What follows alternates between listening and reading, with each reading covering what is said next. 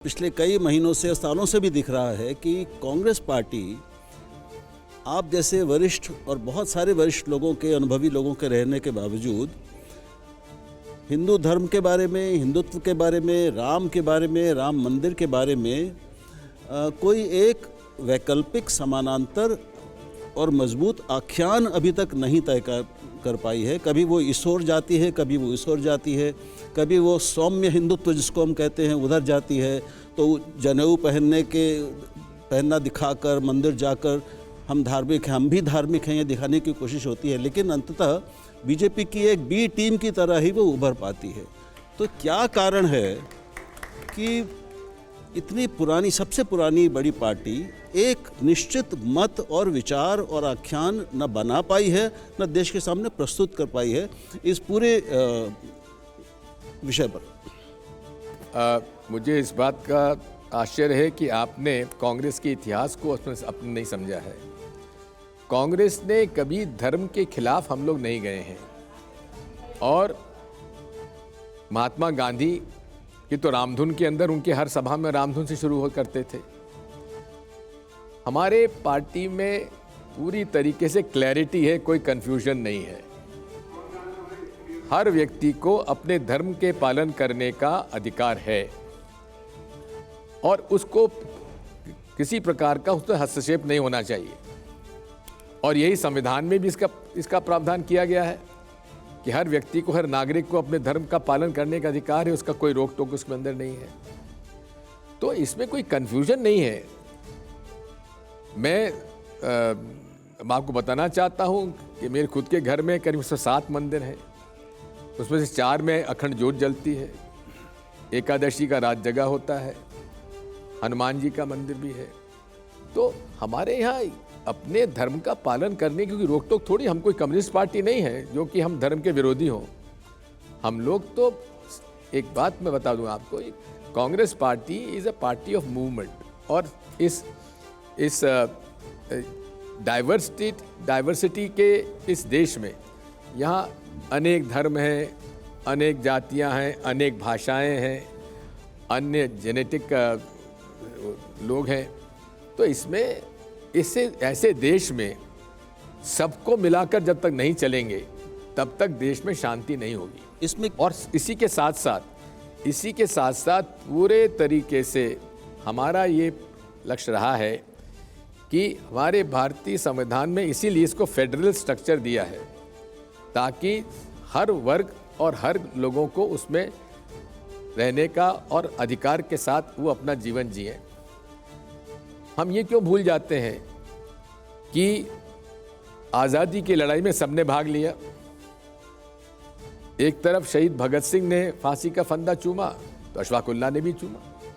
तो इसलिए ये किस देश जो है सबका है, और इसमें एक धर्म का जो है, धर्म का कोई हमारी जो हमारा देश जो है, कोई एक राज्य का कोई धर्म ये नहीं हो सकता। मैं आपकी बातों से सहमत हूँ। एक मिनट। लेकिन मैं ये प्रश्न इसलिए उठा कि प्राण प्रतिष्ठा समारोह में जाएंगी कांग्रेस के नेता जो बुलाए गए हैं, जाएंगे या नहीं जाएंगे, इसका जवाब तय करने में भी पार्टी को कई दिन लग गए और बीच में काफ़ी भ्रम बना रहा। तो इससे जाहिर है कि पार्टी पहले से इसके लिए तैयार नहीं थी, विचार नहीं किया गया था और कोई एक फैसला नहीं हो पाया था, इतने दिन लग गए उसमें।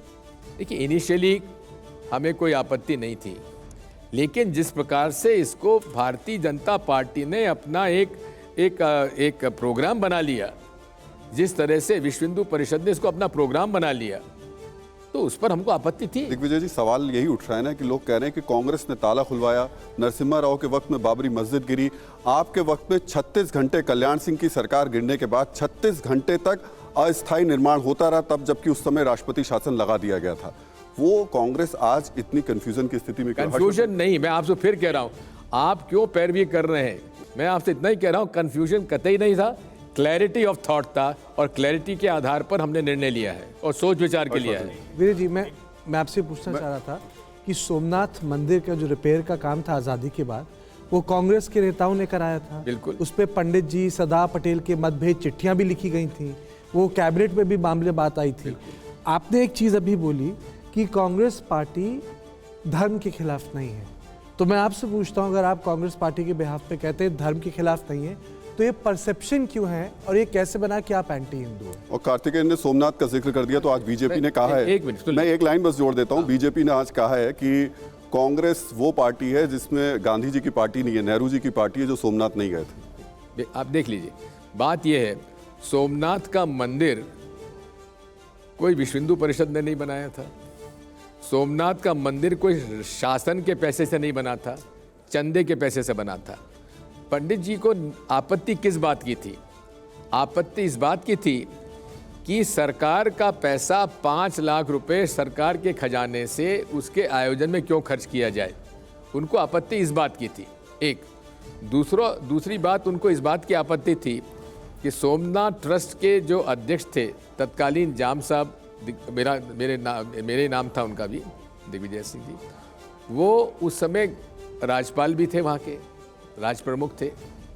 तो पंडित जी की आपत्ति इस बात की थी, वो कोई धर्म के खिलाफ थोड़ी ना थे, पंडित जी खुद धार्मिक व्यक्ति थे। हर्षवर्धन जी। दिग्विजय सिंह जी, मुझे लगता है कि सवाल थोड़ा दूसरा होना चाहिए। मुझे तो लगता है कि कांग्रेस अब भ्रम की अवस्था से निकल गई। अब मैं ऐसा क्यों कह रहा हूं? नहीं, भ्रम भ्रम पहले था ना, अब है। मैं सवाल पूरा कर लूं। आपने कहा कि नेहरू जी कह रहे थे कि भाई सरकारी खजाने से क्यों लगे, चंदे से बने। श्री राम जन्मभूमि तीर्थ क्षेत्र न्यास में जो भी लोग शामिल हैं, उनके ऊपर आप कह सकते हैं कि इनकी पृष्ठभूमि क्या है, और आप राजनीतिक तौर पर कुछ भी कहें, लेकिन देश तो जानता है ना कि आज ये जो राम मंदिर बना है ये राजनीति की वजह से बना। अगर राजनीतिक आंदोलन नहीं होता, विश्व हिंदू परिषद, राष्ट्रीय स्वयंसेवक संघ के लोग नहीं होते, संघ के स्वयंसेवकों की वहां जान गई, भारतीय जनता पार्टी की 4 राज्यों की सरकार बर्खास्त की गई। मान लीजिए उत्तर प्रदेश था, 3 और राज्यों की सरकार बर्खास्त की गई जो अलोकतांत्रिक था, जो पूरी तरह से असंवैधानिक था, वो उस समय बर्खास्त किया गया। अब आप कह रहे हैं कि अगर भाजपा, संघ और विश्व हिंदू परिषद के लोग इससे प्रसन्न हैं, वो इस आयोजन को बहुत अच्छे से कर रहे हैं, इसलिए कांग्रेस पार्टी नहीं जाएगी। तो क्या नेहरू जी वाला अगर उसी पैमाने को रखें, 1 पैसा सरकार का मंदिर निर्माण में नहीं लगा। आपने खुद कहा कि आपने भी दान दिया है, हमने भी दिया है, और भी जिसकी आस्था श्रद्धा होगी। कोई आस्थावान हिंदू वहां का निमंत्रण कैसे ठुकरा सकता? बात ऐसा है, हमने निमंत्रण ठुकराया नहीं है, हमने ये कहा है कि आपका निमंत्रण भेजा, बहुत बहुत धन्यवाद, लेकिन चूंकि आपने इसका राजनीतिकरण कर दिया है इसलिए हमें आपत्ति है। हम दर्शन करने जाएंगे, दर्शन में हमने कहाँ मना किया है, लेकिन ये कहना कि इस आयोजन में आप शामिल हो जाइए, जिस आयोजन में आप रोड शो हो रहा है नरेंद्र मोदी जी का, विश्व हिंदू परिषद के लोग वहाँ बैठकर हमारे सैकड़ों वर्ष सदियों की जो व्यवस्था है उसको वो तोड़ रहे हैं। निर्मोही अखाड़ा को क्यों अलग कर दिया, रामानंदी संप्रदाय के लोगों को ये क्यों नहीं सौंप रहे हैं, विश्व हिंदू परिषद का वहाँ क्या लेने देना, विश्व हिंदू परिषद का क्या उसमें आंदोलन में उनका योगदान था, शिवसेना का योगदान नहीं था क्या, दूसरे राम भक्तों का योगदान नहीं था क्या? नहीं विजय जी, यही थोड़ा सा एक राहुल जी, एक सप्लीमेंट्री क्वेश्चन, यहीं आप जब कहते हैं तो आपको शिवसेना का योगदान याद आ रहा है, विश्व हिंदू परिषद का योगदान आप कह रहे नहीं है, जिसने राम मंदिर पे उन्हीं का अकेला नहीं था, और मैं उसके आगे कह रहा हूं उन्हीं का अकेला नहीं था, और उनका भी कब चालू हुआ, राजनीतिक रूप से कब चालू हुआ, जब भारतीय जनता पार्टी के केवल 2 सांसद चुन के आए, उसके बाद से उनका आंदोलन चालू हुआ है। नहीं ठीक है, आप ये कह सकते हैं, लेकिन जो आंदोलन चला, उस आंदोलन के बाद कितनी बार भारतीय जनता पार्टी की सरकारें आई गई, लेकिन वो उस पर अड़े रहे, उन्होंने उस आंदोलन, और मैं उसके आगे की बात कर रहा हूं, उन्होंने जब सभी पार्टियों को, सभी लोगों को, सोनिया जी को, खरगे जी को और दूसरे नेताओं को भी उसका आमंत्रण दिया, उसके बाद ये आप आरोप लगा रहे हैं कि नहीं हम नहीं जाएंगे क्योंकि वो राजनीतिकरण कर रहे हैं। तो राजनीतिकरण आप कर रहे हैं या वो कर रहे हैं? आप ये प्रश्न आप क्या उद्धव ठाकरे से पूछ रहे हैं क्या? मिलेंगे तो उनसे भी पूछेंगे। आप सोनिया जी से मिल लिए क्या? नहीं, आप आज हैं ना कांग्रेस के प्रतिनिधि के तौर पर। मुझे निमंत्रण नहीं है। आप खड़गे जी से मिल लिए क्या? क्या वजीर चौधरी से मिल लिए क्या? क्या आप अखिलेश यादव से मिल लिए क्या? क्या आप नीतीश कुमार जी से मिल लिए क्या? कौन से राजनीतिक दल से आपने बात कर ली जो केवल आप कांग्रेस को दोष दे रहे हैं?